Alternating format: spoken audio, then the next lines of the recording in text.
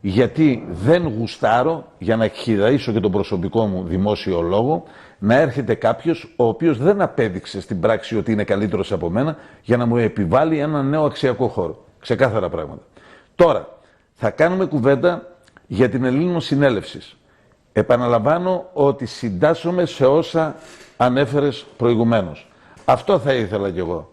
Να μπορέσουμε να αναδειχθούμε, να αναδείξουμε αυτούς σε αληθινά πολιτικά όντα. Έτσι. Τα αρχαιόθεν παραδείγματα υπάρχουν, Βεβαίως. οι διδαχές υπάρχουν, ακόμη αν θέλεις και αυτό που ονομάζουμε ενσωματωμένο μέσα στο ίδιο μας το εθνικό DNA, τα έχουμε.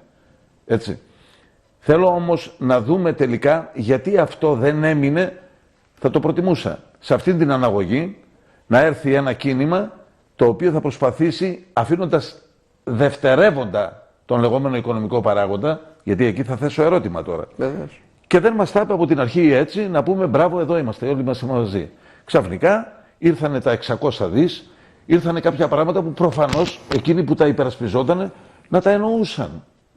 Και απέδειξαν ότι σε πολλά πράγματα υπήρχαν όντως στοιχεία. Γι' αυτό και θορυβήθηκε και το σύστημα. Νομίζω όμως ότι αρκούσε αυτή η αναγωγή. Έτσι όπως εσύ προηγουμένως μας είπες κάποια πολύ σημαντικά πράγματα. Εμένα πάντως με άγγιξαν και είμαι βέβαιος ότι τώρα απευθύνομαι σε έναν κόσμο που παρακολουθεί πεισματικά αυτή την εκπομπή επειδή ακριβώς έχει την ίδια ψυχή. Το ερώτημα λοιπόν είναι γιατί αυτά δεν τα προτάξαμε. Γιατί έρχεται τώρα ο Στέργιος ο Τσίτζιος για να μου τα πει αυτά με επίφαση, δικαιωματική επίφαση. Ιστορικά, αν θέλεις, απόλυτα δικαιωμένη. Γιατί εκεί υποφέρουμε όντως. Αγαπητέ Ευγένη, ανέκαθεν ο Αρτέμις Ώρας σε όλες τις ομιλίες, το πρώτο πράγμα που προέτασε ήταν ότι η κοινωνία ανήκει στον πολίτη, τα κοινά ανήκουν στον πολίτη, το κρατήν το Δήμο, γιατί τη δημοκρατία μας τη σερβίρουν με διάφορα επίθετα. Η δημοκρατία δεν έχει επίθετα. Η δημοκρατία είναι μία. Είναι το κρατήν του Δήμου. Αυτός δηλαδή που διαχειρίζεται, η κρατεώτης δηλαδή, των κοινών. Τα 600 ήρθανε γιατί όταν μιλάς σε κάποιον ο οποίος είναι υποδουλωμένος, είναι υπερχρεωμένος, υποτελής, σκυφτός δηλαδή, γονατιστός και με το χέρι σε στάση επαιτίας, πρέπει πρώτα να τον ελευθερώσεις, γιατί δεν μπορεί να σκεφτεί πέραν των κοντινών του προβλημάτων. Δηλαδή τι θα φάει, τι θα πιει, πώς θα πληρώσει το ρεύμα του, πώς θα μπορέσει να σπουδάσει το παιδί του, πώς θα μπορέσει να επανακυκλοφορήσει το αυτοκίνητό του ίσως γιατί το έχει αφήσει στην άκρη. Άρα αν δεν του λύσεις τα κοινά, τα αμέσως, άμεσα προβλήματά του, δεν μπορείς να περάσεις στο επόμενο κομμάτι. Αυτό όμως πας να το επιτύχεις μέσω μιας πολιτικής πρότασης η οποία δεν μπορεί επί του πρακτέου να έρθει στα πράγματα άμεσα. Δεν μπορείς να την εφαρμόσεις, απλώς μιλήσαμε για 600 δις. Εκεί ούτε οι απαραίτητες μέχρι ολοκληρώσεως οδηγίες δόθηκαν, εξηγήσεις, ερμηνείες, παρά μόνο δημιουργήθηκε μια διάθεση έτσι, προφανώς το σύστημα έπαιξε το δικό του μοναδικό ρόλο, για στρέβλωση, για σύγχυση, για όλα αυτά.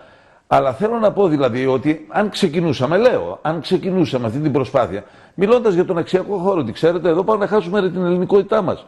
Εδώ πάμε να χάσουμε τα πάντα, ό,τι έχουμε και μας αρέσει, παιδιόθεν, ακόμη και σε αναγωγή με τους προγόνους μας, με τους γεννήτωρές μας, αυτοί θα το καταστρέψουν. Βρήκαμε τα 600 δις, τα βάλαμε μπροστά. Ήμασταν όμως, προφανώς θεωρώ, το θέτω αν θέλεις σαν έμεσο ερώτημα, από σένα θα περιμένω την απάντηση, ήμασταν σίγουροι ότι, αν θέλεις και με την εναντίωση του συστήματος, ότι αυτό δεν θα το αποδείξουμε εγκαίρως και πλήρως. Δεν θα μπορέσουμε να εμφανίζουμε 600 δις και να πούμε να τα, αυτά είναι, ορίστε, πάρτε τα, μετρήστε τα. Πάτε σαν ελεύθεροι πολίτες, εφόσον μιλάμε για την ελευθερία του πολίτη, πάτε, εγώ αυτό είπα τότε του Σόρα, του Αρτέμ.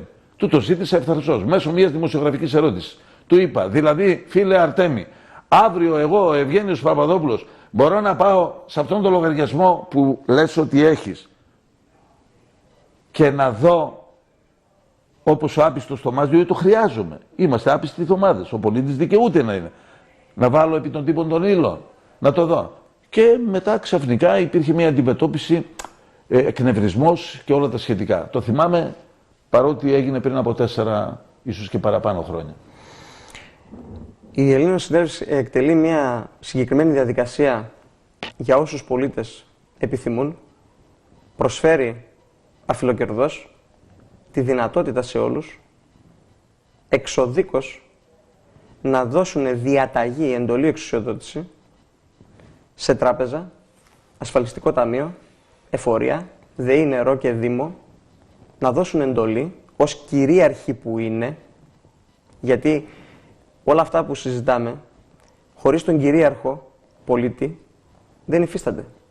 Εμείς αυτή τη στιγμή είμαστε υπήκοοι. Είμαστε η μόνη χώρα στον πλανήτη Γη, όπου οι ηθαγενείς είναι υπήκοοι στην ίδια τους τη χώρα.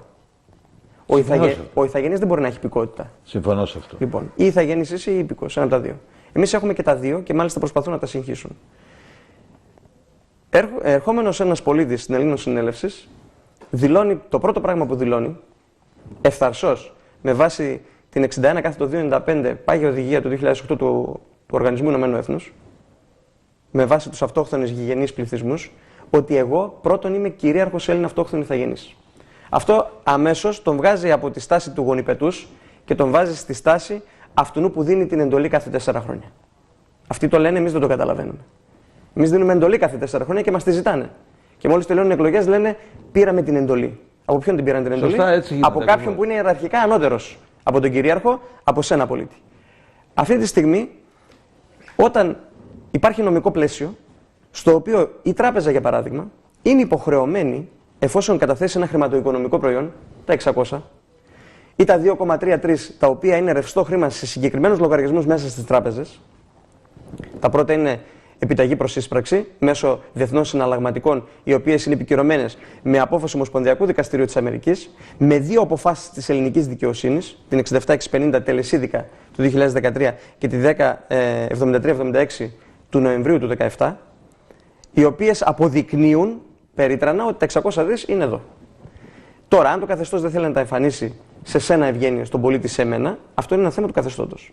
Όμως, με τη συγκεκριμένη αυτή διαδικασία, με το νόμο 3691 του 2008, περί ξεπλήματος μαύρου χρήματος και χρηματοδότησης της τρομοκρατίας, είναι ο νόμος, για να καταλάβουν οι τηλεθεατές, που αν πας στην τράπεζα ένα πλαστό χαρτονόμισμα, εκτελείται αυτόφορη διαδικασία. Σωστά. Σωστά. Εμένα μου έχει συμβεί και με χαρτονόμισμα των 50 ευρώ και με των 10 ευρώ.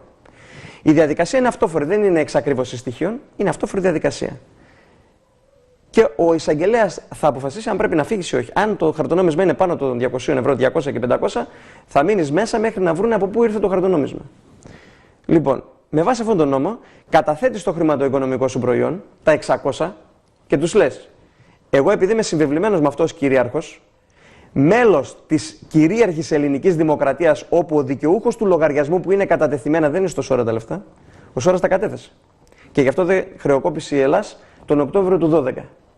Σε μια δεύτερη εκπομπή, αν θέλεις, το αναλύουμε πλήρως το κομμάτι. Να το κάνουμε, γιατί όχι. Λοιπόν, για να δούμε και ποιο ομόλογο ήταν αυτό που θα πτώχευε και την Ελλάδα, από τη Βοστόνη. Σου δίνεται τη δυνατότητα να πας και να του πεις: ό,τι οφειλή έχω στην τράπεζα, στην εφορία, μιλάμε για την τράπεζα τώρα, θέλω να μου την εκαθαρίσεις, είναι συγκεκριμένη η οφειλή, και προτρέπω όλους τους τηλεθεατές, όποιος έχει δάνειο πριν το 10, παρμένο, να πάει στην τράπεζα, ασχέτως με Ελλήνων Συνέλευση όχι, και να ζητήσει επιμόνως εκαθάριση της οφειλής. Είναι νόμιμη διαδικασία και το δικαιούται ως ένας από τους δύο συμβαλόμενους στη σύμβαση. Και στην τράπεζα και στο ασφαλιστικό ταμείο. Στο ασφαλιστικό ταμείο έχει εκαθάριση, βεβαίωση. Βεβαίωση. Εκαθάριση. Βεβαίωση η οποία αφορά σε τι? Βεβαίωση ότι υπάρχει η οφειλή. Γιατί το θέμα, το πρώτο θέμα, το πολύ χοντρό, είναι ότι, αν μου επιτραπεί η έκφραση, είναι ότι θα πρέπει πρώτα να εκαθαρίσουν την οφειλή. Πρέπει να θυμηθούμε την κεφαλαιοποίηση και τις ανακεφαλαιοποίησεις, όπου για να μπορέσουν να πάρουν αυτά τα 233 συν τους τόκους δισεκατομμύρια οι τράπεζες, το πήραν στο όνομα του ελληνικού λαού. Τα χρέη των πολιτών Μιλάς για την περίφημη, την περιβόητη ανακεφαλαιοποίηση. Την κεφαλαιοποίηση και τις ανακεφαλαιοποίησεις. Ναι, σωστά, με 11 φύλλα εφημερίδας κυβερνήσεως, λοιπόν, οι τράπεζες πήραν 233 δισεκατομμύρια, τα οποία με τους τόκους φτιάχτηκαν τα 286, με εγγύηση του ελληνικού λαού. Τα χρέη των πολιτών στις τράπεζες ήταν πολλαπλασίως υποδέστερα. Σωστό είναι και αυτό. Λοιπόν, για να μπορέσει να φύγει αυτό το χρέος των πολιτών προς τις τράπεζες και να μπορέσουν οι τράπεζες να σωθούν, έπρεπε να πάρουν αυτά τα δάνεια. Τα δάνεια αυτά τι ήτανε? εκαθάριση των δανείων των πολιτών και μεταφορά τους μέσω του φορολογικού συστήματος σε ένα δημόσιο χρέος. Ανταποδοτική οφειλή. Ωραία. Κάπως έτσι, όχι ακριβώς. Λοιπόν, άρα το δικό μου το δάνειο που το είχα από το 6, από το 8, 9, 10, θα πρέπει να μου δείξει η τράπεζα από το τριτοβάθμιο και τεταρτοβάθμιο ισοζύγιο, εάν η δική μου η οφειλή υφίστανται. Εάν υφίστανται λοιπόν, μπορεί να την εκαθαρίσει.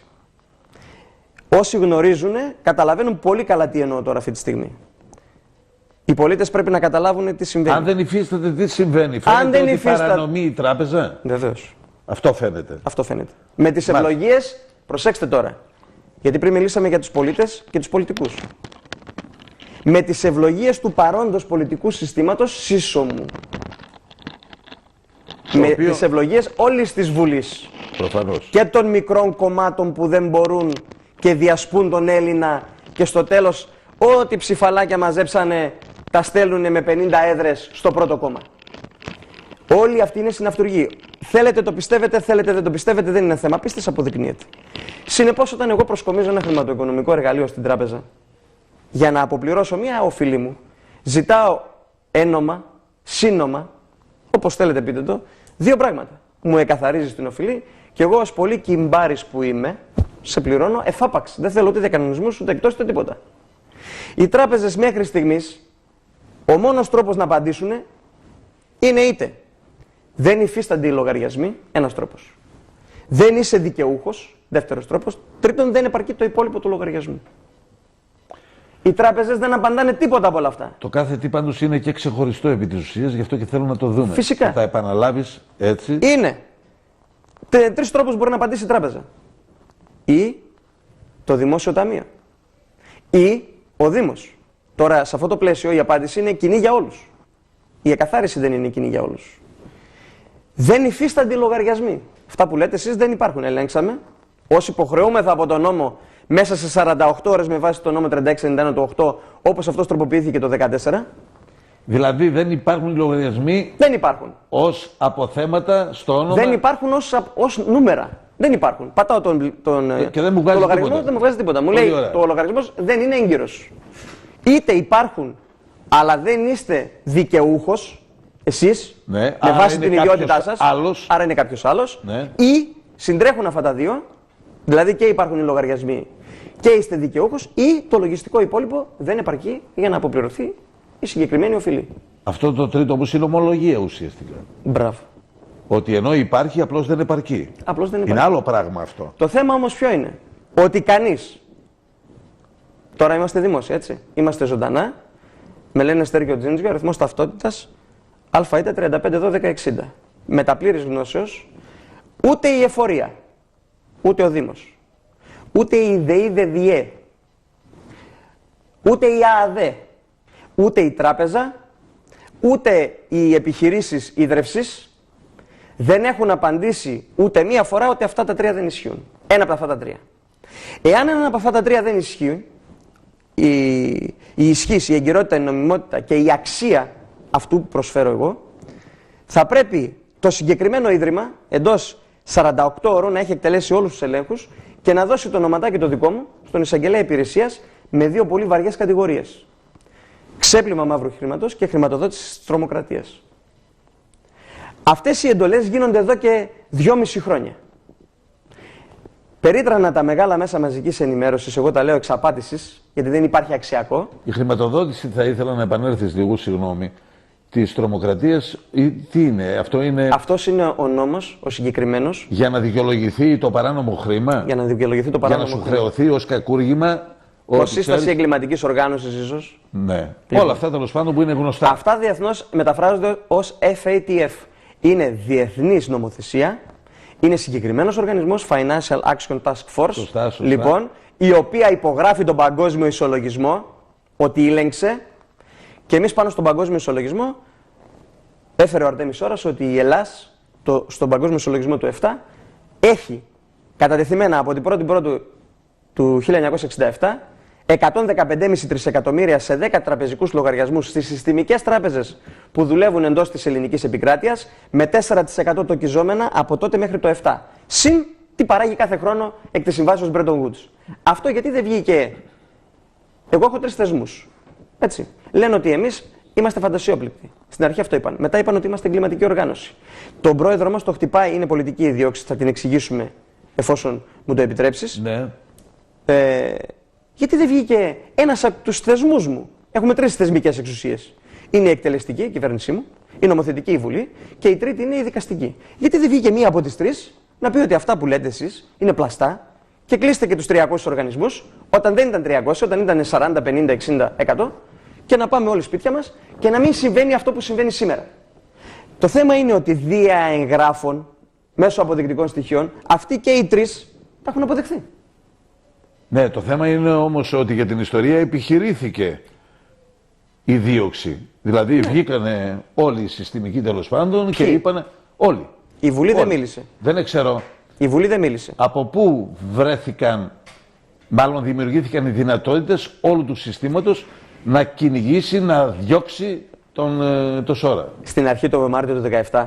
Ναι, από πού δημιουργήθηκε αυτή η παρανομία όπως εσείς την έχετε θέσει? Ο πρόεδρος... Γιατί δεν αρπάξαν αυτούς που συκοφάντησαν τον Αρτέμι το Σόρα? Μα γιατί αυτοί που συκοφαντούν τον Αρτέμι Σόρα, ναι, είναι δεκανίκια του πολιτικού συστήματος, το οποίο υποθάλπτει το τραπεζικό σύστημα, το οποίο άμα θέλετε το πάμε και λίγο πιο μακριά, αλλά δεν είναι της παρούσης. Πολύ ωραία το λες, λοιπόν, να το δεχτώ. Αφού όμως το συνομολογήσουμε, πες ότι είμαι και εγώ μαζί σου, έχουμε ήδη την απόδειξη ότι έχουμε ένα σύστημα που είναι κακούργο. Είναι...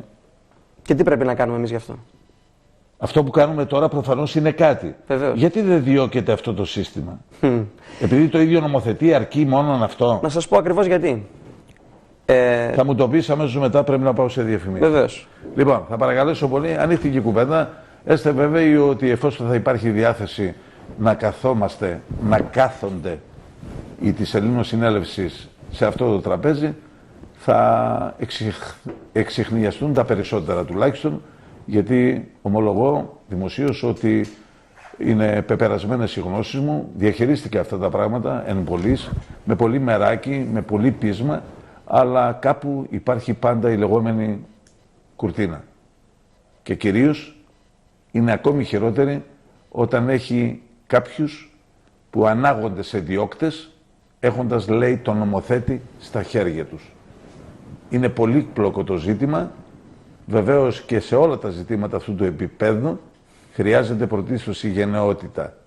Να πεις όλη την αλήθεια που ξέρεις και να την υπερασπιστείς μέχρι σε σχάτων. Πάμε για διαφημίσεις και επιστρέφουμε αμέσως.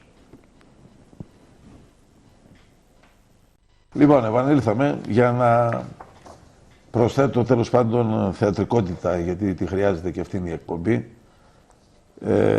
Κρατώ έχω στη διάθεσή μου κάποια χαρτιά, τα περισσότερα είναι λευκά, τα μπουλαράζω όπως λέμε, και ίσως μία βοήθεια πρόχειρη αλλά απαραίτητη να γνωρίζω, για να μπορέσω να καταθέσω τα στοιχεία, να τα έχω για τη δική σας διάθεση, τον συνομιλητή μου.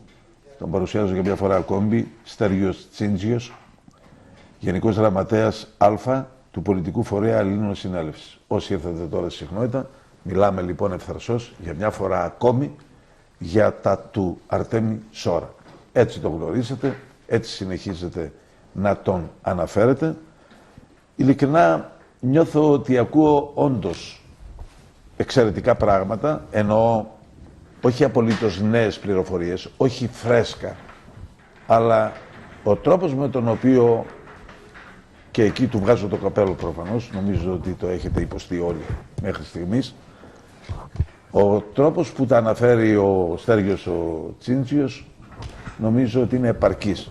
Και βεβαίως τόλμησα να του πω προηγουμένως στο διάλειμμα, γιατί ούτε τα των διαλυμάτων μας είναι κρυφά, μερικές φορές επαναλαμβάνω ότι έχουν και περισσότερη αξία, ότι γιατί δεν χρησιμοποιούν εσάς να βγείτε έξω, να πείτε τα πράγματα με τον τρόπο που τα λέτε, για να έχουμε ένα καλύτερο αποτέλεσμα που αφορά στην πειθό προς την κοινωνία. Γιατί χρειάστηκε να απολογηθούν όλα αυτά τα χρόνια να γίνουν, δεν θα μιλούσα για λάθη επί λαθών, αφήστε το αυτό, γιατί όποιος τρέχει κάνει λάθη, όποιος κάθεται στο σπίτι και κοιμάται, δεν υπάρχει περίπτωση να χρεωθεί κανένα απολύτως λάθος. Αλλά θα μπορούσαμε να τα αποφύγουμε. Τέλος πάντων υπάρχει εκεί μια απάντηση, θα τον αφήσω ο ίδιος να μας πει την άποψή του. Νομίζω όμως ότι επικοινωνιακά ταλαιπωρήθηκε η ιστορία της Ελλήνων συνέλευσης. Θα μπορούσαν να έχουν παραχθεί ήδη πολύ πιο πολύτιμα, πολύ πιο πρόσφορα και συνάμα πολύ πιο παραγωγικά αποτελέσματα. Λοιπόν, συνεχίζουμε την κουβέντα, φίλτατε Στεριό. Τα είπα αυτά για να εξηγήσω και τη δική μου στάση αυτή τη στιγμή, ή αν θέλεις κυριολεκτικά τα εσώψυχά μου. Γιατί η στάση είναι δημοσιογραφική, δεν μπορεί να είναι διαφορετική. Θέλω να δώσουμε μερικές ερμηνείες που θα αφορούν στο πώς αυτός ο κόσμος, σύμφωνα με τα νέα που θα ακούσει, αυτό επιχειρεί σήμερα μέσα από τη δική μας την εκπομπή, θα καταλάβει και περισσότερα και θα αναλάβει έναν πραγματικό ενεργητικό ρόλο. Θα έρθουν οι όποιες επιφυλάξεις, ή μάλλον να το ρωτήσω ακόμη πιο άμεσα. Υπάρχει κόσμος ο οποίος πηγαίνει και πληρώνει τα χρέη του? Φυσικά. Μπροστά σου έχεις έναν. Έχω έναν μπροστά μου. Προφανώς έχω κι άλλους. Γι' αυτό το έθεσα το ερώτημα γενικώς. Αυτός ο κόσμος τελικά έχει αποδείξει ότι δεν είναι πλέον οφειλέτης? Ναι. Το έχει αποδείξει. Δηλαδή δεν διώκεται. Δεν υπάρχει περίπτωση κάποιος να έρθει κοντά και να του πει: ξέρεις, άσε, μην νομίζεις, δεν ξεχρεώσεις τίποτε, χρωστάς. Και σε περιμένουν και προσαυξήσεις κατά το προσφυλές του συστήματος. Ευγένεια, πριν είχαμε μείνει, για να μην αφήνουμε κενά στους τηλεθεατές, είχαμε μείνει στο ότι εγώ καταθέτω αυτή την εντολή και εφόσον όλα αυτά είναι σύνομα, μέσα σε 48 ώρες οφείλει το Ίδρυμα που παραλαμβάνει, για να μην λέμε λόγια του αέρα, να εισπράξει. Ο μόνος τρόπος για να χάσει το δημόσιο, γιατί εκεί είναι που πονάει. Οι τράπεζες είναι μια τελειωμένη ιστορία. Όποιος πάει και ζητήσει εκαθάριση οφειλής, αν έχει δάνειο πριν το 10, δεν πρόκειται να πάρει κανένας. Λοιπόν, θα καταλάβει ο πολίτης ότι τον κοροϊδεύουνε και τον κλέβουνε. Τριτοβάθμιο και τεταρτοβάθμιο ισοζύγιο. Έτσι θα αποδείξει η τράπεζα αν αυτά ισχύουν. Η οφειλή του πολίτη. Και τελειώνει. Η τράπεζα είναι κουκλοθέατρο. Συγγνώμη, δηλαδή τώρα θέλεις να μας πεις, γιατί πρέπει να γίνουμε αναγκαστικά όσο γίνεται πιο λιανός, πιο σαφής προς τον κόσμο που απευθύνομαι, ότι η τράπεζα δεν είναι σε θέση να αποδείξει ότι της χρωστάς. Καλούμε την τράπεζα να μας αποδείξει. Τώρα, τότε με ποιο θράσος η τράπεζα θα αποδείξει. Με ποιο θράσος με καλεί και μάλιστα πιεστικά, οι μηχανισμοί είναι γνωστοί και μέχρι και γλιώδεις, άθλοι, να πάω να τους πληρώσω. Με τις πλάτες του πολιτικού κατεστημένου της Ελλάδος. Πριν είπες γιατί δεν εμφανίστηκαν αυτά τα αξιακά πριν και ήρθαν τα 600. Ναι. Πρώτα έπρεπε να αδρεωθεί ο πλούτος, να σηκωθείς από γονιπετής που είσαι, για να μπορέσεις να πληρώσεις. Όταν είσαι υποτελής δεν μπορείς να μιλάς ούτε για αξιακά, δεν μπορείς να μιλάς για τίποτα, γιατί είσαι χρεωμένος και έχεις ένα δυνάστη. Πληρώνεις το δυνάστη σου και μετά επιβάλλεις εσύ τα αξιακά σου. Ναι, εντάξει, αυτό για μένα δεν ισχύει. Εγώ θεωρώ την επανάσταση υγιή όταν την έχεις και όταν είσαι φτωχός και γονατιστός. Ναι. Τότε έχει αξία. Μα από τέτοιους πολίτες. Μα από τέτοιους πολίτες γίνεται αυτή η επανάσταση. Γιατί συμφωνώ. Για πρώτη φορά επαναστατεί το έθνος των Ελλήνων χωρίς να δανειστεί. Το κάνει με δικά του λεφτά. Όσες φορές επαναστάτησε το ελληνικό έθνος, ήταν δανειοδοτούμενο από αυτούς που στηρίζουν τις τράπεζες σήμερα. Και θα ήλεγχαν την όποια διαμορφωμένη εξουσία. Μέχρι και 92% επιτόκιο πληρώναμε το 1822. Αυτά να τα γνωρίζουμε. Τώρα, από τη στιγμή που εγώ δίνω την εντολή μου στην τράπεζα, θα πρέπει η τράπεζα να απαντήσει συγκεκριμένα. Εάν δεν απαντάει η τράπεζα, δεν απαντάει η εφορία, δεν απαντάει ο Δήμος, μία είναι η οδός. Ο νόμος δεν προβλέπει σιωπηρή άρνηση. Το να μην σου απαντήσω σημαίνει ότι σιωπηρά αποδέχομαι. Το εθνικό νομοθετικό πλαίσιο και το νομικό μας σύστημα αυτό λέει. Όταν δεν σου απαντώ, σιωπηρά αποδέχομαι αυτό που μου λες. Συνεπώς, από τη στιγμή που μου λες μπορεί να αποδείξει ο πολίτης ότι ξόφλησε, βεβαίως, κάνοντας μήνυση ή ασφαλιστικά μέτρα σε αυτόν που του έδωσε την εντολή και δεν εκτελεί. Είναι η οδός συγκεκριμένη. Γιατί να καταλάβουν όλοι οι πολίτες ότι εμείς αυτή τη στιγμή τα βάζουμε με όλο αυτό το σύστημα που εγώ το λέω με βάση αυτό που είπε και ο Αρτέμις Ώρας, καθεστώς. Σύστημά είμαστε εμείς. Γι' αυτό θέλω να επιμείνω στο ότι η δικαστική εξουσία, η εκτελεστική και η νομοθετική αυτή τη στιγμή είναι ιδιωτικές. Η ελληνική δημοκρατία ΑΕ είναι εταιρεία, το αφημί της είναι 4 93 11 06. Αυτό είναι γνωστό. Λοιπόν, πέραν τούτου όμως, 9 Μαΐου του 2016, ο Αρτέμις Ώρας ήρθε με τα οικονομικά εργαλεία γιατί τους σεβάστηκε όλους. Και από τη στιγμή που κανείς δεν ήθελε να εξοφλήσει τον Έλληνα, τους είπε ότι μη με αναγκάσετε να κάνω πολιτικό φορέα. Αυτή τη στιγμή, από το 15 τον Σεπτέμβριο, είμαστε πολιτικός φορέας επίσημα. Με σφραγίδα από τον Άριο Πάγο, 61-99, 4 Σεπτεμβρίου του 2015. Έχοντας αυτή όλη τη διαδικασία, ερχόμαστε τώρα και λέμε 9 Μαΐου του 2016 ο Αρτέμις Ώρας δίνει συγκεκριμένη εντολή στον Τσίπρα να ξεχρεώσει όλους τους Έλληνες. Θα ήταν τρελός κάποιος ή απατεώνας να δώσει μια τέτοια εντολή στον Πρωθυπουργό. Αυτό όμως, αυτή τη διαδικασία την κοινοποιεί στην εισαγγελία και την Προεδρία του Αρείου Πάγου. Την κοινοποιεί στους τρεις της Τρόικα, στον Πρόεδρο της Δημοκρατίας, στον Υπουργό Οικονομικών, στον Διοικητή της Τραπέζης Ελλάδος, στον Πρόεδρο της Βουλής και στο Βουλευτικό Σώμα. Και του λέει ότι εν δυνάμει πληρεξουσίου από τον Δήμο Τριζηνίας Γαλατά και ως φορέας κάτοχος, φαίνεται το έγγραφο, ναι, το έγγραφο φαίνεται αυτή τη στιγμή, έτσι, με στρόγγυλη σφραγίδα, δίνει εντολή πρώτα να εισπράξει, λέει, αντί εμού, του ιδίου, τα 27 δις που του πίστωσε η τρίτη δοή πατρέων μετά από τον κοινοβουλευτικό έλεγχο που έγινε για τη δωρεά των 8 μετοχών της Τραπέζης της Ανατολής, που κάποιοι ευτελέστατοι συνάδελφοί σου, χαλάω και την έκφραση συνάδελφοι, δεν μπορεί να είναι συνάδελφος κάποιος με κάποιον ο οποίος εκτελεί λειτουργήμα αντικειμενικά, είπαν ότι τις πήρε με 10 ευρώ από τον Μοναστηράκι. Η Βουλή λέει άλλα, του βγήκε φόρος 27 δις και είναι πιστωμένος από το 13 στο αφημί του. Και επίσης δίνει διαταγή, το πρώτο ήταν εντολή, δίνει διαταγή να εισπράξουν και να ξεχρεώσουν όλα τα αφημί, εδώ είναι το συγκεκριμένο κομμάτι, είναι τα 27 δις φόρο, πρώτο είναι η εντολή και μετά έρχεται η διαταγή να εισπράξουν οτιδήποτε χρωστάει οποιοσδήποτε Έλληνας αδελφός μου, για όλους τους Έλληνες ηθαγενείς αδελφούς μου, οποιοδήποτε ποσό χρειαστεί, οπουδήποτε, οπωσδήποτε και για όλο το γένος των Ελλήνων. Η διαταγή λέει αυτή είναι οριστική αμετάκλητη και πρέπει να εκτελεστεί άμεσα με βάση την ελληνική εγχώρια εθνική νομοθεσία, τους παγκόσμιους νόμους και οποιαδήποτε καθυστέρηση λέει θα είναι γενοκτονία κατά των Ελλήνων. Την επόμενη μέρα θα έπρεπε να τον διώξει το καθεστώς.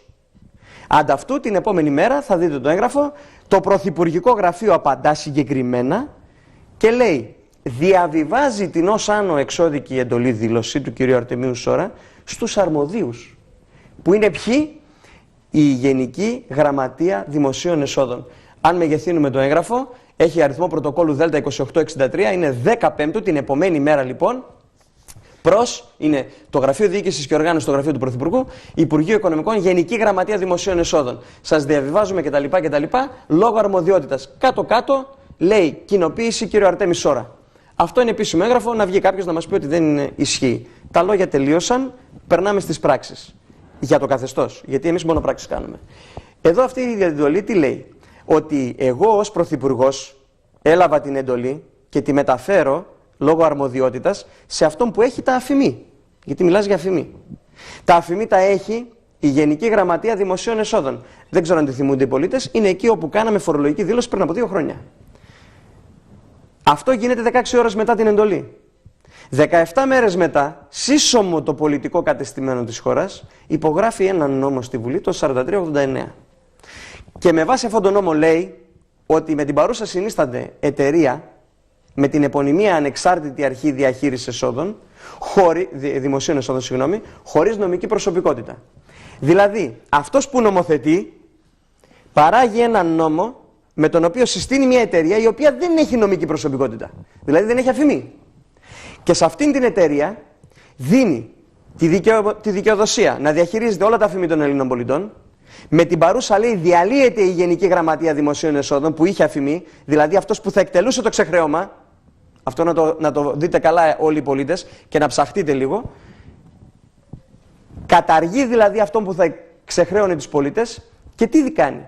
Δίνει 12 υπουργεία στην ΑΑΔΕ, μεταξύ αυτών το Υπουργείο Δικαιοσύνης, το Υπουργείο Οικονομικών, το Υπουργείο Μεταφορών, Εργασίας, Προστασίας του Πολίτη, το Χημείο του Κράτους, Δασμούς, Τελωνία, τα πάντα, και μπορεί, λέει, μέχρι η Ανεξάρτητη Αρχή Δημοσίων Εσόδων και να βεβαιώνει δικαστικές αποφάσεις. Αυτά συμβαίνουν εν Ελλάδη το 2016. Σήμερα δηλαδή η εφορία είναι ιδιωτική, η δικαιοσύνη είναι ιδιωτική, τα υπουργεία όλα είναι ιδιωτικά και μας το απέδειξε και ο κύριος Καμένος, στο μάτι που κάηκαν τα αδέλφια μας, που φάνηκαν ανυπεράσπιστοι σε ένα κράτος δικαίου σε εισαγωγικά, είπε ότι το ΝΑΤΟ μου απαγορεύει να δράσω μαζί με τις δυνάμεις πολιτικής προστασίας. Εμένα, που είμαι εγώ και η Αμερική, οι οποίοι πληρώνουμε το ΝΑΤΟ, το είπε ο Τραμπ πριν από 2 μήνες στην Μεγάλη Βρετανία, τους είπε να κοιτάξετε και οι υπόλοιποι να αρχίσετε να πληρώνετε το ΝΑΤΟ και όχι μόνο η Ελλαδίτσα και η Αμερική. Η ψωροκόστενα δηλαδή που χρωστάει και σώνεται, πληρώνει 2% για το ΝΑΤΟ και η Αγγλία δεν πληρώνει. Άρα το ΝΑΤΟ επιβάλλει σε εμένα να αφήσω να καούν οι πολίτες, γιατί λέει δεν πρέπει να δράσω μαζί με τις πολιτικές δυνάμεις, τις δυνάμεις πολιτικής προστασίας. Αν αύριο οι πάνω από 800.000 λαθροέπικοι που έχουν εισβάλει στη χώρα, που αν τους δείτε το 80 με 85% είναι άρενες μεταξύ 25 και 40 ετών. Αυτός για μένα είναι στρατός. Αν αύριο αυτοί, μετά από μια εντολή από αυτές τις γνωστές μη κερδοσκοπικές οργανώσεις, οι οποίες γνωρίζουμε πάρα πολύ καλά που χρηματοδοτούνται, ξεσηκωθούν και αρχίζουν και χτυπάνε τον Έλληνα πολίτη. Θα πρέπει να δράσει η αστυνομία ως πολιτική προστασία. Δεν θα δράσει ο στρατός. Αυτό το στηρίζει η Βουλή. Εγώ θα ρωτήσω όλα τα κόμματα. Δεν υπάρχουν τελεβαίνεις στο Παλικάρι και τη Χρυσή Αυγή, δεν υπάρχει κανένας. Αυτοί όλοι είναι ταμπέλες. Υπάρχει ο Έλληνας πολίτης, ο οποίος τους δίνει εντολή, τους βάζει συγκεκριμένο πλαίσιο και τους λέει μάγκες, με συγχωρείτε για την έκφραση, εδώ πρέπει να δράσετε. Για τα συμφέροντά μου. Όχι τα συμφέροντα του οποιοδήποτε μου βάζει διόδια, όχι τα συμφέροντα του οποιοδήποτε μου αποκόπτει την ελεύθερη διακίνησή μου και μετακίνησή μου μέσα στη χώρα, όχι στον οποιονδήποτε ιδιώτη θα έρθει να καπηλευτεί το αφημί μου και να μου χρεώσει πράγματα χωρίς να μου δείξει μια απόδειξη. Μου είπαν ότι χρώστακα 320 δισεκατομμύρια. Πού είναι ένα ομόλογο? Ζητάμε τα ομόλογα του Σόρος. Ο Σόρος έχει 2 δικαστικές αποφάσεις. Πού είναι μια δικαστική απόφαση να βγει έξω ο Υπουργός Δικαιοσύνης, ο τώρα, ο νυν, η Βουλή, ο πρόεδρος της Βουλής, ο Πρωθυπουργός, και να πει: ορίστε κύριοι, με βάση αυτό το ομόλογο χρωστάμε 320 δις. Μας το δάνεισε η Γερμανία, έχει τόσο το επιτόκιο και αποτιμάται η αξία του τόσο μετά των τόκων και θα πληρωθεί τέλος του 2000 τόσο. Γιατί δεν βγήκε ποτέ κανείς να ενημερώσει τον μέτοχο της ελληνικής δημοκρατίας? Γιατί εμείς τώρα είμαστε εταίροι. Σωστά? Εμείς εκλέγουμε διοικητικό συμβούλιο, το οποίο το λέμε κυβέρνηση, το οποίο το λέμε Βουλή, η εθνική μας αντιπροσωπεία. Τους κάναμε αντιπροσώπους και υπογράφουν αντί του προσώπου. Ό,τι θέλουν. Όχι εκ του προσώπου, να πω εγώ ότι εγώ αυτό θέλω. Και είναι η μόνη αντιπροσωπεία που δεν δίνει και εγγύηση, έτσι. Γι' αυτό δημιουργήθηκε ο Πολιτικός Φορέας Ελλήνων Συνέλευσης.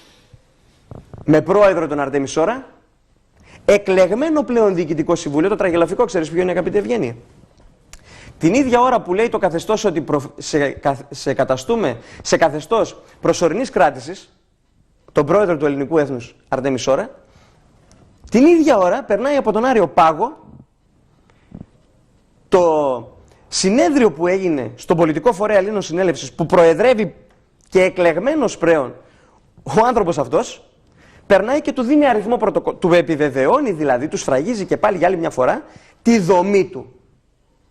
Εγώ αυτή τη στιγμή έχω τη μεγάλη τιμή, ευθύνη και ιερό καθήκον να είμαι Γενικός Γραμματέας Α του εννεαμελού Συμβουλίου της Διοίκησης του Πολιτικού Φορέα, και για να φτάσουμε, γιατί όλα αυτά είναι ταμπελίτσες, εγώ είμαι ένας ορκισμένος πολεμιστής, όπως έχει πάνω από 8.000 η Ελλήνων Συνέλευσης, πολλές εκατοντάδες χιλιάδες εγγεγραμμένα μέλη. Αυτοί οι πολεμιστές έχουν ορκιστεί ότι αυτό θα το πάνε μέχρι τέλους, γιατί πριν μύρισες για αξιακό, γιατί στο αξιακό του Έλληνα, όπως πολύ ορθά είπες, μέσα στο εθνικό μας DNA, στο αίμα, οι παλιοί λέγανε αν ξυπνήσει το αίμα, δεν έλεγαν αν ξυπνήσει το πνεύμα, έλεγαν αν ξυπνήσει το αίμα. Το αίμα λοιπόν ξύπνησε. Ο Έλληνας είναι όρθιος στα 2 πόδια του, έχει χαρτιά τα οποία τα επιδεικνύει στους εισαγγελείς.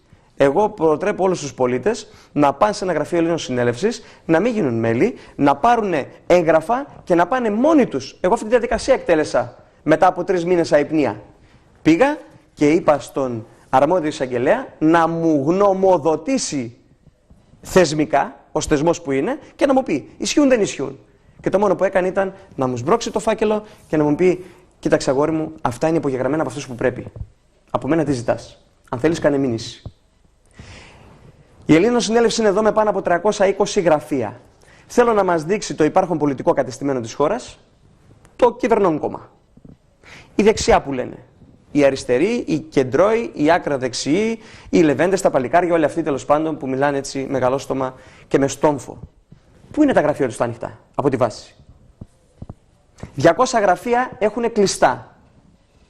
Τα είπαν νόδε, τα είπαν κίνημα αλλαγής, τα είπαν όπως θέλεις. Ένας συμβολιογράφος έχει ένα γραφιάκι και το κρατάει για τις εκλογές να μπει κανένας βουλευτής. Εμείς έχουμε πάνω από 320 γραφεία από τη βάση με πολίτες. Είπαν ότι πληρώνουμε στο ΣΟΡΑ. Δεν πληρώνει κανένας τίποτα στο ΣΟΡΑ.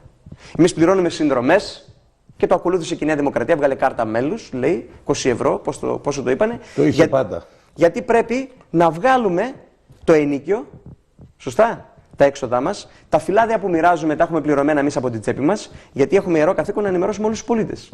Δηλαδή γίνεται μια επανάσταση από τη βάση. Χρηματοδοτούμενη από τα δικά μας λεφτά. Όχι από κάποιον άλλον που θα μας πει κλείσε το φως, κατέβασε την ταμπέλα ή άλλαξε ρότα πολιτικής. Ναι, και φαίνεται...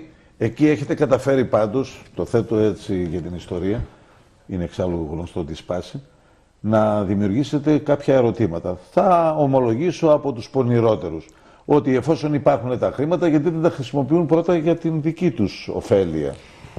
Έτσι, ένα ερώτημα συχνότατο. Ένα είναι το σκαλοπάτι, το οποίο εμποδίζει, δύο είναι σε συνεργασία, το οποίο εμποδίζει το να κατεβούν αυτά τα χρήματα και να γίνουν ρευστό μέσα στην πολιτεία να τα βάλεις στο παντελόνι σου. Ευγένεια. Είναι ότι η Τράπεζα της Ελλάδος ελέγχει πλήρως οικονομικά τη χώρα και για οποιοδήποτε ποσό είναι να εισέλθει από λογαριασμό έξω εδώ, θα πρέπει να υπάρχει έγκριση από την Τράπεζα της Ελλάδος. Ο Αρτέμις Ώρας έκανε πρόταση να αγοράσει το ΤΑΦΚΙ ΣΥΓΜΑ επίσημα με 100 δισεκατομμύρια, όχι 49 για κάτι ψηλά που το δώσανε, με έγγραφο και στην ελληνική κεφαλαία αγορά, με συγχωρείτε. Υπάρχει αυτό το έγγραφο, δεν το δέχτηκε η Τράπεζα της Ελλάδος. Έκανε πρόταση να αγοράσει κανάλι, δεν το δέχτηκε η Τράπεζα της Ελλάδος. Έκανε πρόταση να ανακεφαλαιοποιήσει την Εθνική Τράπεζα τότε που ζητούσε ότι της λείπανε κανένα 1,2 δισεκατομμύρια. Τους έκανε πρόταση όσα θέλουν να τους τα δώσει. Πάλι δεν το δέχτηκε η Τράπεζα της Ελλάδος. Και αυτό γίνεται γιατί η Τράπεζα της Ελλάδος μαζί με τη Βουλή διοικούν τη χώρα. Είναι οι ίδιες οικογένειες εδώ και πόσα χρόνια να πούμε το λιγότερο 187. Ναι. Να πούμε. Οι ίδιοι ήταν τότε, οι ίδιοι είναι και τώρα. Ο παππούς από την θεία του, την Μπενάκη Χορέμη, την Μπενάκη που λέμε τη γνωστή, αυτή είναι η θεία του Σαμαρά. Ο παππούς της ήταν αυτός που έκανε την εκαθάριση, που ανέλαβε να κάνει την εκαθάριση της Τραπέζης της Ανατολής. Άρα αυτοί έρχονται μέχρι σήμερα. Και επειδή δεν είναι ούτε ο Σαμαράς, δεν είναι ούτε ο Τσίπρας, δεν είναι ούτε η Γεννηματά, ούτε τα ονόματα. Τα ονόματα είναι πιόνια που αλλάζουν. Κάει και αυτό το πιόνι, βάζω ένα καινούριο. Κάει και το καινούριο, έχω έναν πίσω εφεδρεία. Είναι τα κόμματα, τα οποία κομματιάζουν. Και βγαίνει ο Αρτέμις Ώρας και λέει, τώρα κάνω φορέα. Από τη βάση, εμείς ήμασταν 87 περίπου τα γραφεία τότε, που δώσαμε εντολή εμείς από τη βάση. Δεν υπήρχε πολιτικός φορέας. Δηλαδή, για να εξηγήσουμε στον κόσμο, υπήρχαν οι τοπικές και δεν υπήρχε το κόμμα. Δεν υπήρχε ο κεντρικός οργανισμός. Άρα, δώσαμε εμείς εντολή στον Αρτέμις Ώρα να ιδρύσει έναν φορέα για το έθνος των Ελλήνων. Και το οξύμορο είναι ότι ο Άριος Πάγος, που υποτίθεται ότι κυνηγάει, λέει, τον Αρτέμις Ώρα, εγώ δεν είδα κανέναν Άριο Πάγο να τον κυνηγάει. Εγώ είδα μόνο ότι ο Άριος Πάγος επικυρώνει προγραμματικές δηλώσεις για πρώτη φορά, πολιτικού φορέα κόμματος κίνησης, επικυρώνει να έρθει η δεξιά να μας πει πότε κατέθεσε προγραμματικές δηλώσεις ενώπιον της δικαιοσύνης. Πότε. Να μας το πει η αριστερή, να μας το πούνε οι κεντρώοι, να μας το πούνε η Χρυσή Αυγή, όπου υπάρχουν πολλοί Ελληναράδες εκεί μέσα, να μας πούν πότε καταθέσαν προγραμματικές δηλώσεις. Και μάλιστα τι προγραμματικές δηλώσεις. Με προκοστολογημένες πάνω από 49.000 μελέτες για έργα αποδομής, ανάπτυξης και ανθρωπιστικής βοήθειας, προκοστολογημένες, κατατεθειμένες στον Οργανισμό Ηνωμένου Έθνους, επικυρωμένες από τον ΑΟ σταθμό και κατεβασμένες 2,33 σε συγκεκριμένο λογαριασμό. Ο Στουρνάρας γελάει που δεν πάμε να πάρουμε τα λεφτά γιατί μας κοροϊδεύουνε. Νομίζουνε. Μάλιστα. Για να τελειώσω, για να καταλάβει ο πολίτης, δώσε μου ένα λεπτό. Ναι. Αυτή τη στιγμή εμείς έχουμε καταθέσει προγραμματικές δηλώσεις και έχουμε δώσει και τους αριθμούς λογαριασμών από τους οποίους θα πραγματοποιηθούν τα έργα. Και αύριο κάθε ένας βουλευτής που θα θέλει να έρθει στην Ελλήνων Συνέλευση, γιατί είναι ανοιχτό το κάλεσμα για όλους και θα πούμε και για την επικείμενη ομιλία του πολιτικού φορέα, που είναι το Σάββατο, όποιος θα έρθει θα είναι σίγουρος πάνω σε συμβολιογραφική πράξη με το που ανακοινωθούν οι εκλογές. Εμείς τις κάνουμε συμβολιογραφική πράξη και ο κάθε ένας είναι υπεύθυνος. Ποτέ άλλο δεν γίνανε αυτά. Ποτέ. Γιατί πάντα βασιζόταν στο ψέμα. Στην κοροϊδία, σε μία φούσκα, σε ένα ανύπαρκτο, όπου κάθε ένας έβγαινε μετά και έλεγε: βρήκαμε, λέει, σκελετούς στις ντουλάπες, τρύπες στα γραφεία, στα συρτάρια κτλ. Τώρα επανήλθες εκεί όπου θεώρησα ότι είναι ανάγκη να ομολογήσω δημόσια ότι συμφωνώ απολύτως. Σε αυτό που έχει διαμορφώσει το όποιο, τέλος πάντων, νεοελληνικό σύστημα. Δεν είναι καθόλου ελληνικό αυτό που βιώνει η ελληνική κοινωνία σήμερα. Είναι όμως δικό της και θα έπρεπε να αναλάβει τις ευθύνες της και να το αντιμετωπίσει η ίδια. Ναι. Αυτό είναι μια άλλη συζήτηση. Αν θέλεις κάποια στιγμούλα θα την αναδείξουμε. Τώρα που γίνονται πολίτες. Μιλώ ότι από ιδρύσεως του ελληνικού κράτους, προφανώς και δεν είχαμε αμιγώς ελληνικό κράτος, σαφέστατα. είχαμε κάτι πολύ υποσύγχυση, είχαμε τα περίεργα που χρειάζεται σήμερα να έλθεις ως αιρετικός για να τα αντιμετωπίσεις. Λοιπόν, θα σε περιμένω εννοείται και κάποια επόμενη φορά ή ίσως κάποιες επόμενες φορές, γιατί έχουν ανοίξει πολλά θέματα και θα πρέπει να καταβάλουμε μια προσπάθεια με τη δική σου προφανώς εδώ παρουσία να τα αναδείξουμε. Εκείνο που θέλω να ξεκαθαρίσουμε είναι ότι η δική μας εμπλοκή πρωτίστως ανάγεται στο δημοσιογραφικό λεγόμενο λειτουργήμα, χρέος, πείτε το πώς θέλετε. Εγώ έχω παραδειγματικά αποδείξει ποια είναι η σχέση μου απέναντι σε αυτόν τον ρόλο και επιμένω ότι πρέπει, για να συμφωνήσω με τα περισσότερα από όσα ακούστηκαν, ο πολίτης να αποφασίσει επιτέλους αν έχει πρωταγωνιστικό ρόλο ή αν είναι για δέσιμο και να παριστάνει τον Προμηθέα σε κάποιον Κάφκασο της παγκοσμιότητας, να έρχονται τα γεράκια, τα τέρατα, τα όρνεα, να του τρώνε το σηκώτη και τέλος πάντων να είναι αλυσοδευμένος εκεί όπως εξάλλου έχει συνηθίσει. Και αλλή μόνο στις συνήθειές μας. Σε ευχαριστώ πολύ. Αν μου επιτρέπεις ένα λεπτό, ναι. αν έχω... Κάτι για την εκδήλωση, να ακουστεί και αυτό. Καλούμε όλους τους πολίτες της Θεσσαλονίκης και γενικότερα της Κεντρικής Μακεδονίας το Σάββατο, 7 η ώρα, το απόγευμα, στην αίθουσα Γεωργίου Κοτσιόνη, στο πρώτο επάλευός μου, είναι τέρμα Σμύρνης, ακριβώς κάτω από τον Περιφερειακό. Θα γίνει ομιλία, θα είναι ο Γενικός Γραμματέας και εγώ του πολιτικού φορέα. Θα απευθύνει χαιρετισμό δια τηλεφώνου ο Αρτέμις Σόρας και το λέω τώρα ανοιχτά, δεν το έχουμε συζητήσει. Στην επόμενη εκπομπή που θα θελήσεις να μας έχεις καλεσμένους, είστε από τώρα προσεκτικοί. Διαβεβαιώνουμε ότι ο Αρτέμις Σόρας θα κάνει τηλεφωνική παρέμβαση ζωντανά. Για να ρωτήσουμε ό,τι θέλουμε και να απαντήσει ο ίδιος. Οι πολίτες πρέπει να είναι εκεί, κάνω έκκληση σε όλους τους πολίτες αυτή τη στιγμή, πρέπει να είστε εκεί αδέρφια, να ακούσετε ποια είναι η δυνατότητα για να μπορέσουμε να πάρουμε την διαχείριση της χώρας στα χέρια μας. Εσύ θα έρθεις για να γίνεις βουλευτής, εμείς είμαστε εδώ για να στηρίξουμε σένα, γιατί πρέπει να βγει ένας υπουργός γεωργίας μέσα από τη βάση, πρέπει να βγει ένας υπουργός εργασίας μέσα από τη βάση και όχι κάποιοι οι οποίοι δεν έχουν κολλήσει ένα ένσημο, δεν γνωρίζουν πώς είναι το χώμα, δεν γνωρίζουν τα κοινά. Καλούμε εσένα πολίτη το Σάββατο, 7 η ώρα, στην αίθουσα Γεωργίου Κοτσιόνη, στο πρώτο επάλευός μου. Να είμαστε όλοι εκεί. Ευχαριστώ πολύ. Εγώ ευχαριστώ πάρα πολύ για το χρόνο. Λοιπόν, ο χρόνος διατίθεται στο συνταγματικό δικαίωμα. Αυτό δεν το συζητάμε σε καμία περίπτωση. Το ξεχνάνε τα μεγάλα μέσα όμως. Εντάξει. Ευγένεια. Εντάξει. Μεγάλος τελικά είναι εκείνος ο οποίος αποδεικνύει στην πράξη και κυρίως δια του παραδείγματος ότι είναι μεγάλος. Όλα τα υπόλοιπα. Θέλω να ευχαριστήσω όλους εσάς που είσαστε και σήμερα εδώ, που τέλος πάντων προσθέσατε με την αγωνία σας για περισσότερη ενημέρωση στο δικό μας χρέος. Αύριο είναι Πέμπτη, θα είμαστε και πάλι εδώ. Καλώς εχόντων των πραγμάτων και πρωτίστως, αυτό πάντα το συνηθίζω, όσοι θέλετε να το παρεξηγείτε, είστε ελεύθεροι, Θεού θέλοντος. Θα είμαστε εδώ στις 3 το απόμεσήμερο.